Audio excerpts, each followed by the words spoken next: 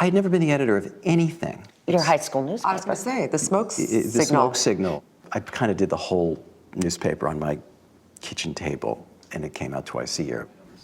I don't think that really was adequate preparation. Since his high school days in New Jersey, David Remnick's come a long way. For 17 years, he's been at the helm of The New Yorker, which marked its 90th anniversary this year. Sandy Frazier's piece is ready with art. Remnick is only the 5th editor of the weekly magazine, and perhaps one of its most influential. It's said that what he's thinking right now, you'll be talking about next week. Oh, that looks fantastic. And that looked great. He personally chooses the magazine's artistic and topical covers, occasionally so controversial, they spark an outcry. Take Remnick's satirical cover in July 2008. Then presidential candidate Barack Obama seen wearing a turban and robes and fist-bumping his wife. Can't tell you how many people have said to me, David, you know, if they wouldn't have known this was on the cover of the New Yorker magazine, they would have just seen this cartoon and they would have been asked, which magazine has this on the cover? Almost everyone would have said some neo-Nazi magazine, the Ku Klux Klan come on, Wolf. magazine. Come on. I mean, I found such a question appalling. Just dumb. Dumb. You couldn't consider that maybe you went a little too far? Well, I think satire is often about going too far enough. If you're not going too far sometimes, you're playing it awfully safe. Did you lose any subscribers? I mean, considerable number you might lose. Here's what happens. I'm going to let you in on a secret. Here's what happens. People call up and say, cancel my subscription. And my silent answer to that is, you cancel your own damn subscription. But in person, Remnick seems less firebrand and more good-humored brainiac. There was a certain kind of streetwiseness to the Hare Krishna philosophy, so they're out there. I can't wait to read selling books. The magazine seems to reflect his broad interests. News-breaking articles mixed with fiction. And, of course, its legendary cartoons, like this one about an airport scanner that reveals perhaps too much. That's very funny. Why can't I use that? All right, there we go. And he's expanded the reach of his magazine with a new radio show and a yearly live event. I'm David Remnick, editor of The New Yorker. The New Yorker Festival, which attracts newsmakers and celebrities like Larry David.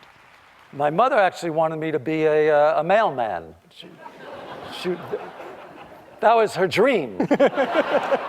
With the festival selling out and the magazine reaching younger readers on their electronic devices, Remnick became the editor who could turn red ink to black in an age when many magazines are struggling. I knew at some level that the impact that I could make was infinitely more if I could be a good editor of The New Yorker than as a writer. And I don't think I'm a terrible writer or journalist. I'm not bad. Not bad indeed. Remnick won the Pulitzer Prize in 1994 for his book Lenin's Tomb. By any measure, he's lived a writer's dream life. He wanted to be a newsman and started at the Washington Post. He did features, even covered sports. I covered whatever I was told to, including hockey, which I had to keep somebody on the phone to explain the game to me. I didn't know what the hell was going on.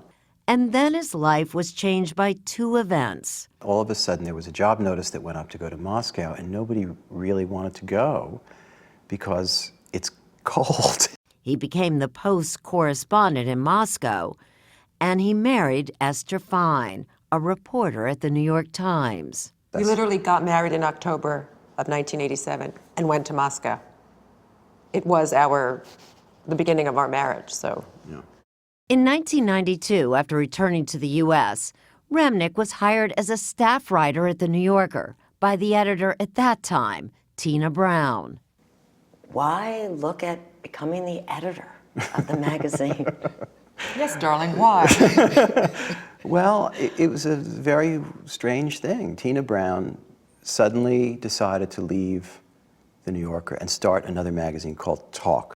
Remnick, a thoughtful, even reticent writer, was not the obvious choice to fill the heels of the more flamboyant Tina Brown.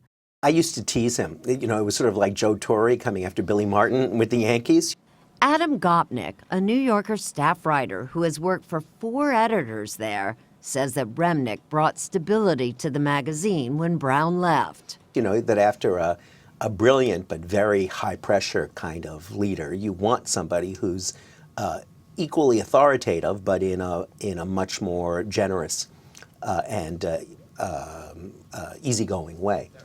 David's great gift is for identifying talent and using it and creating a circumstance in which talented people feel happy. The babysitter can come early, so I can go to dinner. At first, The couple says their household is also run with that same spirit of collaboration. We have a complicated family. You know, we have 2 grown, healthy sons. We have a 15-year-old daughter who has autism. And that, as any parent with a special needs kid knows, is an enormous challenge. And it's not a mild case. So we have to depend on each other in innumerable ways that I can't even begin to calculate. And I would assume the most of the burden of that, the stress, the dealing with it has been on your shoulders because his job has only become more and more complicated over the years.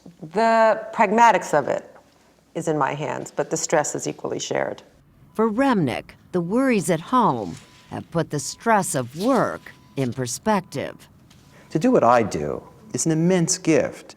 And at the same time, you know, you know what, real suffering can be. Work is frustrating, the work is complicated, the work is difficult, but it's not shoveling coal, it's not suffering. Does he read everything that goes in every single week? As far as I know, every sentence that goes in the magazine, he passes his eyes over at one point or another in the course of assembling it.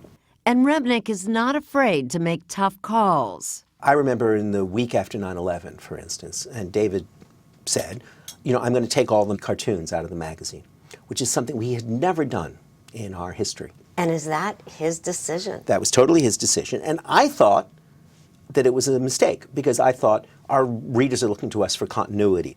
That turned out to be exactly the right thing to do, and he put together an extraordinary issue.